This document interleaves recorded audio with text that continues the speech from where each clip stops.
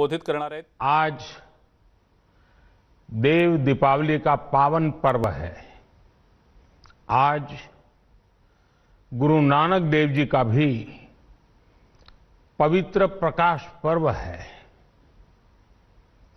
मैं विश्व भर में सभी लोगों को और सभी देशवासियों को इस पावन पर्व पर हार्दिक बधाई देता हूं।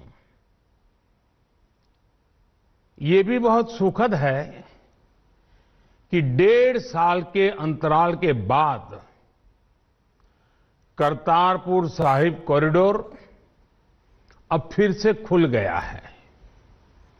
साथियों, गुरु नानक जी ने कहा है, बीच दुनिया सेवी कमाइए त दरगिही बेसन पाइए। यानी संसार में सेवा का मार्ग अपनाने से ही जीवन सफल होता है। हमारी सरकार इसी सेवा भावना के साथ देशवासियों का जीवन आसान बनाने में जुटी है। न जाने कितनी पीढ़ियां जिन सपनों को सच होते देखना चाहती थी, भारत आज उन सपनों को पूरा करने का भरपूर प्रयास कर रहा है। साथियों, अपने 5 दशक के सार्वजनिक जीवन में मैंने किसानों की परेशानियों को, उनकी चुनौतियों को बहुत करीब से देखा है, महसूस किया है। इसलिए जब देश ने मुझे 2014 में प्रधानमंत्री के रूप में सेवा का अवसर दिया, तो हमने कृषि विकास, किसान कल्याण को सर्वोच्च प्राथमिकता दी। साथियों, इस सच्चाई से बहुत लोग अनजान हैं कि देश के 100 में से 80 किसान छोटे किसान हैं। उनके पास 2 हेक्टेयर से भी कम जमीन है। आप कल्पना कर सकते हैं, इन छोटे किसानों की संख्या 10 करोड़ से भी ज्यादा है। उनकी पूरी जिंदगी का आधार यही छोटी सी जमीन का टुकड़ा है। यही उनकी जिंदगी होती है। और इस छोटी सी जमीन के सहारे ही वो अपना और अपने परिवार का गुजारा करते हैं। पीढ़ी दर पीढ़ी परिवारों में होने वाला बंटवारा इस जमीन को और छोटा कर रहा है। इसलिए देश के छोटे किसानों की चुनौतियों को दूर करने के लिए हमने बीज, बीमा, बाजार और बचत, इन सभी पर चौतरफा काम किया। सरकार ने अच्छी क्वालिटी के बीज के साथ ही किसानों को neem coated urea, soil health card, micro irrigation जैसी सुविधाओं से भी जोड़ा। हमने 22 करोड़ सॉइल हेल्थ कार्ड किसानों को दिए और इस वैज्ञानिक अभियान के कारण एग्रीकल्चर प्रोडक्शन भी बढ़ा। साथियों, हमने फसल बीमा योजना को अधिक प्रभावी बनाया। उसके दायरे में ज्यादा किसानों को लाए। आपदा के समय ज्यादा से ज्यादा किसानों को आसानी से मुआवजा मिल सके, इसके लिए भी पुराने नियम बदले। इस वजह से बीते 4 साल में 1 लाख करोड़ रुपए से अधिक का मुआवजा हमारे किसान भाई बहनों को मिला है। हम छोटे किसानों और खेत में काम करने वाले श्रमिकों तक बीमा और पेंशन की सुविधाओं को भी ले आए। छोटे किसानों की जरूरतों को पूरा करने के लिए सीधे उनके बैंक खातों में 1,62,000 करोड़ रुपए ट्रांसफर किए, सीधे उनके खाते में। साथियों, किसानों को उनकी मेहनत के बदले उपज की सही कीमत मिले, इसके लिए भी अनेक कदम उठाए गए। देश ने अपने रूरल मार्केट इंफ्रास्ट्रक्चर को मजबूत किया। हमने एमएसपी तो बढ़ाई ही, साथ ही साथ रिकॉर्ड सरकारी खरीद केंद्र भी बनाए। हमारी सरकार द्वारा की गई उपज की खरीद ने पिछले कई दशकों के रिकॉर्ड तोड़ दिए हैं। देश की 1000 से ज्यादा मंडियों को ई नाम योजना से जोड़कर हमने किसानों को कहीं पर भी अपनी उपज बेचने का एक प्लेटफॉर्म दिया। और इसके साथ ही देश भर की कृषि मंडियों के आधुनिकीकरण पर भी हमने करोड़ों रुपए खर्च किए।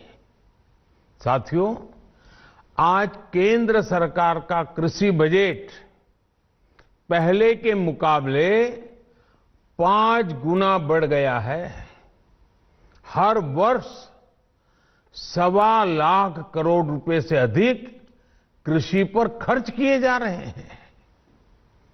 1 लाख करोड़ रुपए के एग्रीकल्चर इंफ्रास्ट्रक्चर फंड के माध्यम से गांव और खेत के नजदीक भंडारण, इसकी व्यवस्था, कृषि उपकरण जैसी अनेक सुविधाओं का विस्तार, ये सारी बातें तेजी से हो रही है। छोटे किसानों की ताकत बढ़ाने के लिए 10,000 एफपीओ किसान उत्पादक संगठन बनाने का अभियान भी जारी है। इस पर भी करीब 7,000 करोड़ रुपए खर्च किए जा रहे हैं। माइक्रो इरिगेशन फंड के आवंटन को भी 2 गुना करके 10,000 करोड़ रुपए कर दिया गया है।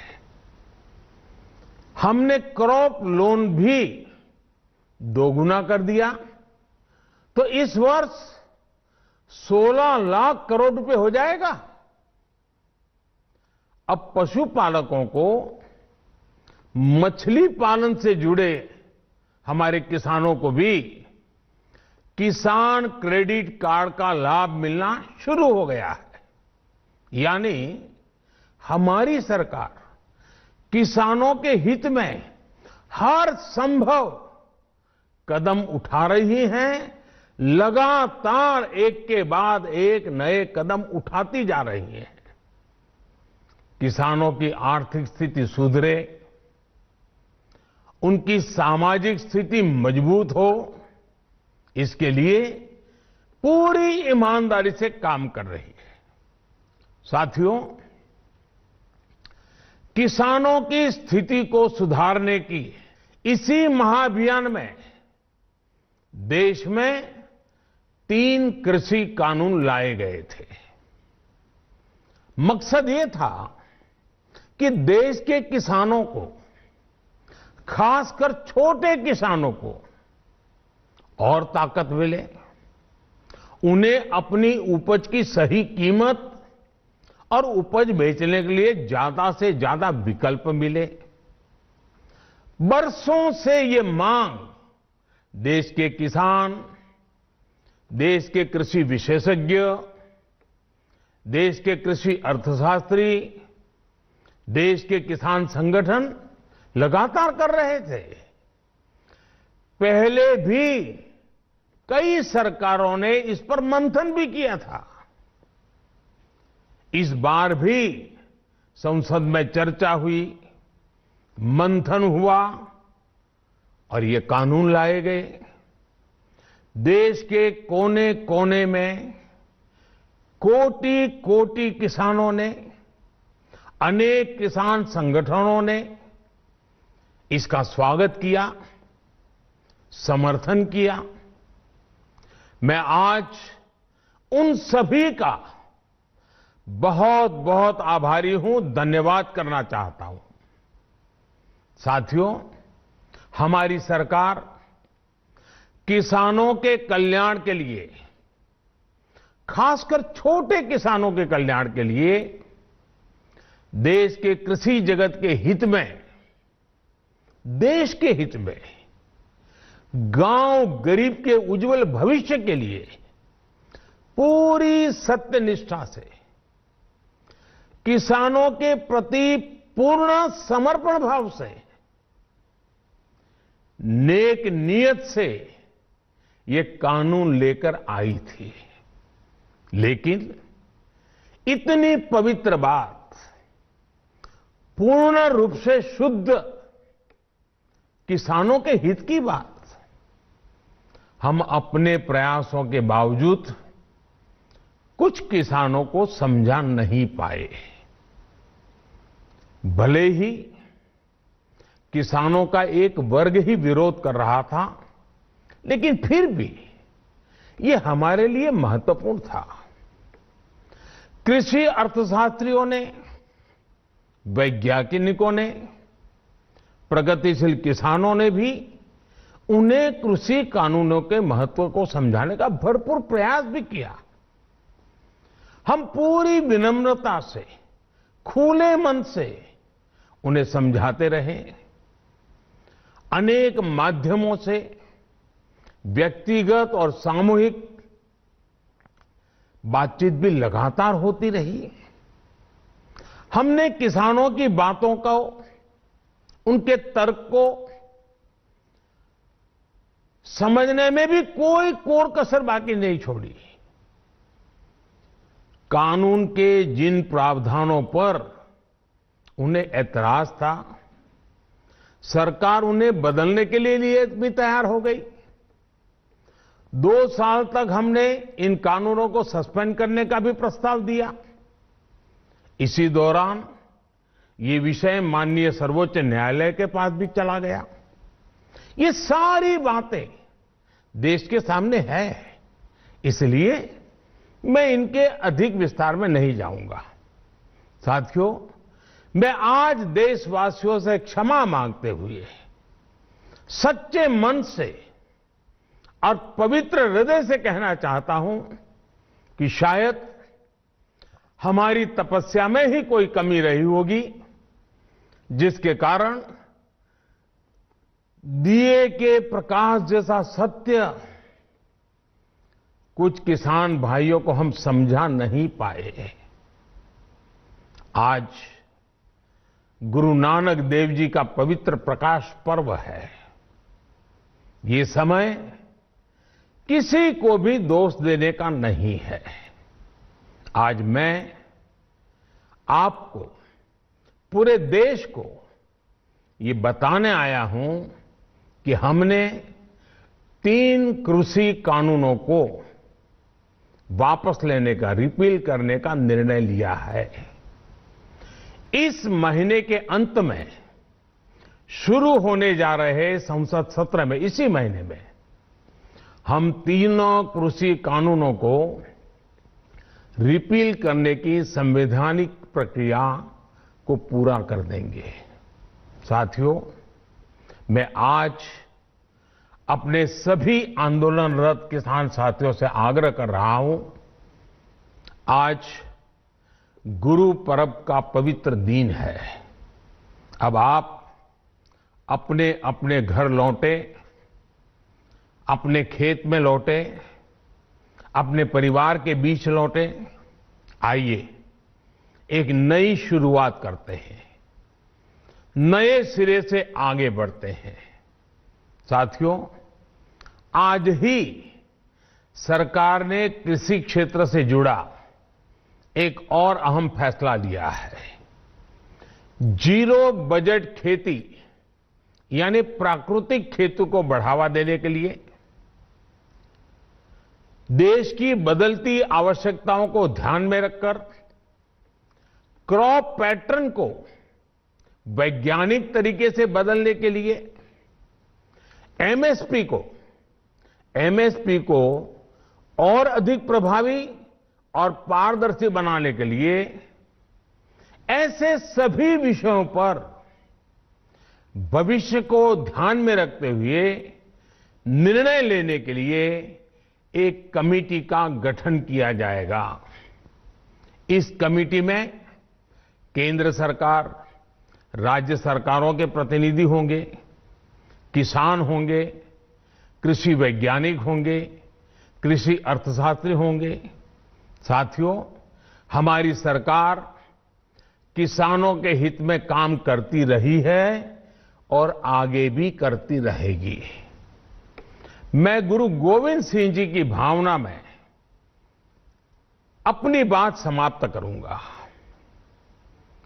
देहि शिवावर मोहे इहे, शुभ कर्मन ते कबहू न टरो। हे देवी, मुझे ये वर दीजिए कि मैं शुभ कर्म करने से कभी पीछे ना हटूं। जो किया किसानों के लिए किया, जो कर रहा हूं देश के लिए कर रहा हूं। आप सभी के आशीर्वाद से मैंने मेहनत में पहले भी कोई कमी नहीं की थी।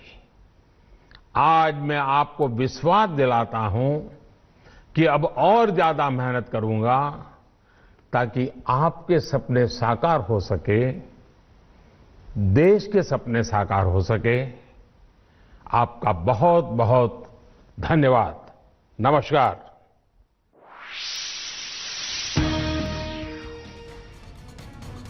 तर आताची अतिशय महत्त्वाची आणि मोठी अशी ही ब्रेकिंग न्यूज आपण पाहतो आहोत। पंतप्रधान नरेंद्र मोदी यांनी देशवासियांना संबोधित करताना काही महत्त्वाच्या घोषणा केलेल्या आहेत। केंद्र सरकारनं जे 3 कृषी कायदे केलेले होते ते 3ही कृषी कायदे मागे घेण्याची घोषणा पंतप्रधान नरेंद्र मोदींनी केलेली आहे। आताची ही अतिशय महत्त्वाची मोठी बातमी आपण पाहतो आहोत। देशातले 3ही कृषी कायदे आता मागे घेण्यात आलेले आहेत, तसा निर्णय पंतप्रधान मोदी यांनी जाहीर केलेला आहे। सोबतच या 3ही कृषी कायद्यांच्या विरोधात जे शेतकरी आंदोलन करत होते त्या शेतकऱ्यांना त्यांनी विनंती केलेली आहे, आपण आपापलं आंदोलन मागे घ्यावं आणि आपापल्या घरी जावं असं आवाहन पंतप्रधानांनी केलेलं आहे। येत्या अधिवेशनात या 3ही कृषी कायदे मागे घेण्यासंदर्भातल्या औपचारिक प्रक्रिया केल्या जातील असंही पंतप्रधानांनी यावेळेला स्पष्ट केलेलं आहे। ही आत्ताची अतिशय महत्त्वाची मोठी बातमी आपण सध्या पाहतो आहोत। पंतप्रधान नरेंद्र मोदी यांनी देशातले 3 कृषी कायदे मागे घेण्याची घोषणा केलेली आहे। कृषी कायद्यांसंदर्भात एक अतिशय महत्त्वाचा आणि मोठा निर्णय केंद्र सरकारनं पंतप्रधान नरेंद्र मोदी यांनी घेतलेला आहे। केंद्र सरकारनं पारित केलेले 3 कृषी कायदे आता परत घेण्याचा निर्णय झालेला आहे। या 3ही कृषी कायद्यांच्या विरोधात देशातल्या वेगवेगळ्या भागांमध्ये अतिशय आक्रमकपणे आंदोलन झाल्याचं आपण पाहिलेलं होतं। या वेगवेगळ्या भागांमध्ये जी आंदोलनं झाली ती आंदोलनं करणाऱ्या आंदोलकांना पंतप्रधानांनी आता विनंती केलेली आहे, आवाहन केलेलं आहे की आंदोलकांनी आता आपलं आंदोलन मागे घ्यावं आणि आंदोलन मागे घेऊन आपापल्या घरी परतावं अशी विनंती पंतप्रधान मोदी यांनी या आंदोलकांना केलेली आहे। ही आत्ताची अतिशय महत्त्वाची आणि मोठी बातमी आपण पाहतो आहोत। कृषी कायद्यांसंदर्भात पंतप्रधान नरेंद्र मोदी यांनी ही अतिशय महत्त्वाची घोषणा केलेली आहे। तीनही कृषी कायदे मागे घेतले जाणार असल्याचा निर्णय पंतप्रधानांनी जाहीर केलेला आहे। याच संदर्भात आपण प्रतिक्रिया जाणून घेणार आहोत। विजय जावंदिया सर आहेत आपल्यासोबत सध्या फोन लाईनवरनं, शेतकरी नेते अभ्यासक, त्यांची या संदर्भातली प्रतिक्रिया आपण जाणून घेऊया। सर, आपलं स्वागत न्यूज 18 लोकमतमध्ये। पंतप्रधानांनी एक अतिशय महत्त्वाचा मोठा निर्णय जाहीर केलाय। तीनही कृषी कायदे मागे घेतले जाणार असल्याचं त्यांनी जाहीर केलंय। आपली या संदर्भातली पहिली प्रतिक्रिया। मला असं वाटतं की हिंदीत एक म्हण आहे, देर आहे दुरुस्त आहे। त्या पद्धतीने नरेंद्र मोदींचे आम्ही आभार मानतो, पण नरेंद्र मोदी एमएसपीचा कायदा, किमान हमी किमतीचा कायदा करणार नाही, ही जी माझ्या मनातली शंका आहे, ती शंका ही घोषणा करत असताना जर मोदींनी एमएसपीचा कायदाही आम्ही करतोय आणि तो करू आम्ही संसदेमध्ये येणाऱ्या संसद, तर मला असं वाटतं ती दुधात साखर झाली असती। पण नरेंद्र मोदीजी एमएसपीचा कायदा करणार नाही ही माझ्या मनातली शंका आज तरी खरी ठरताना दिसते आहे। मला असं वाटतंय की मोदीजींनी आता एमएसपीचा कायदा करण्याचं सुद्धा आश्वासन या महिन्याच्या मन की बात मधनं द्यावं ही मी त्यांना विनंती करेन। बिलकुल, पण सर, पंतप्रधान असं देखील म्हणालेले सुरुवातीला की ह्या कृषी कायद्यांच्या बाबतीत अनेक वेळेला शेतकऱ्यांना समजावण्याचा प्रयत्न झाला, पण कुठेतरी काहीतरी कमी राहिलं, कमी पडलं, त्यामुळे आता योग्य वेळ आहे कृषी कायदे